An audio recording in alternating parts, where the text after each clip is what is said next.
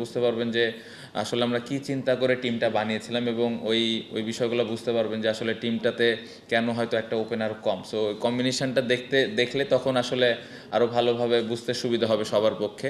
এবং টিমে যদি আপনি দেখেন 4টা পেস বোলার 4টা স্পিনার আছে, সো আমাদের কিন্তু দুই দিকে ব্যালেন্স আছে, আসলে আমরা দুই ধরনের কম্বিনেশনে যেতে পারি ওই কন্ডিশনটা বুঝে। সো টিম নিয়ে আমি খুবই খুশি, এবং ব্যালেন্স করার মতো টিম স্পিন এবং পেস দুই ডিপার্টমেন্টেই।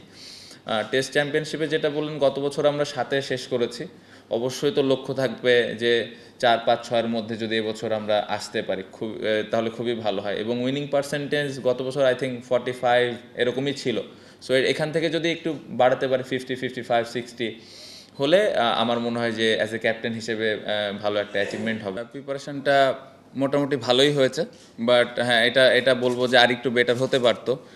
পাকিস্তান সিরিজটা একটু ডিলে হইলো, যার কারণে একটু সময়টা কম পাওয়া গেছে কিছু ক্ষেত্রে, বাট এক্সকিউজ হিসেবে এটা দিতে চায় না। বাট যতটুকু হয়েছে আলহামদুলিল্লাহ ভালো প্রিপারেশন হয়েছে।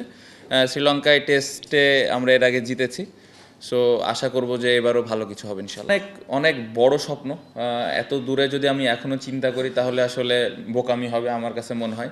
ছোট ছোটোভাবে যদি আমরা আগাইতে পারি তাহলে খুব ভালো। কারণ আপনি যদি দেখেন, আমরা যখন শুরু করেছিলাম এর আগের সার্কেলে আমরা একটা ম্যাচ জিতেছিলাম, গত সার্কেলে আমরা 4টা ম্যাচ জিতেছি। সো আমাদের একটু ইমপ্রুভ হয়েছে। সো টার্গেট থাকবে যে এই সার্কেলে কীভাবে আরও 2-3টা ম্যাচ বেশি জিততে পারি। সো যদি আমরা এই কারণে আর কি ওইভাবে প্রিপারেশন নেওয়ার চেষ্টা করেছি। না, ডেফিনেটলি আমার তো ওই বিশ্বাস অবশ্যই আছে, আমার টিমে যারা আছে সবাই ওই বিশ্বাস করে যে কারণ গত বছর আমরা 4টা ম্যাচ জেতাতে আমাদের একটা বাড়তি কনফিডেন্স তো আছে, বিশেষ করে বাইরের মাঠে আমরা জিততে পেরেছি। শ্রীলঙ্কা অনেক স্ট্রং দল, আমরা সবাই জানি, বাট আমার মনে হয় যে আমরা যদি আমরা আমাদের ক্যাপাবিলিটি অনুযায়ী খেলতে পারি তাহলে এই টেস্ট সার্কেলটাও ভালোই শুরু হবে, আমি এটা বিশ্বাস করি। ডিসঅ্যাপয়েন্টিং অবশ্যই, আপনি দেখেন যে মিরাজ 7-8-এ ব্যাটিং করার পরেও হাইস্ট রান স্কোরার, তারপরেও 4টা ম্যাচ জিতেছি আমরা।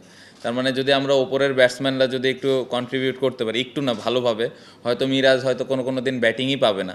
সো তখন দেখা যাবে যে আমরা আরও বেশি ম্যাচ জিততেছি। সো টপ অর্ডারে যারা আমরা ব্যাটিং করি বা মিডল অর্ডারে যারা ব্যাটিং করি, টেস্ট ক্রিকেটের দায়িত্বটা তাদেরই, এবং ফার্স্ট ইনিংসটা খুব ইম্পর্টেন্ট। ফার্স্ট ইনিংসে আমরা কত রান করতেছি। সো অবশ্যই এই জায়গাটাতে তো আমি যেটা বারবারই বলছি যে সবাই কিন্তু কষ্ট করছে, বাট রেজাল্ট হচ্ছে না। কেন হচ্ছে না এই জিনিসটা ফাইন্ড আউট করাটা ইম্পর্টেন্ট। বাট চেষ্টার কমতি আসলে কারণ নাই, সবাই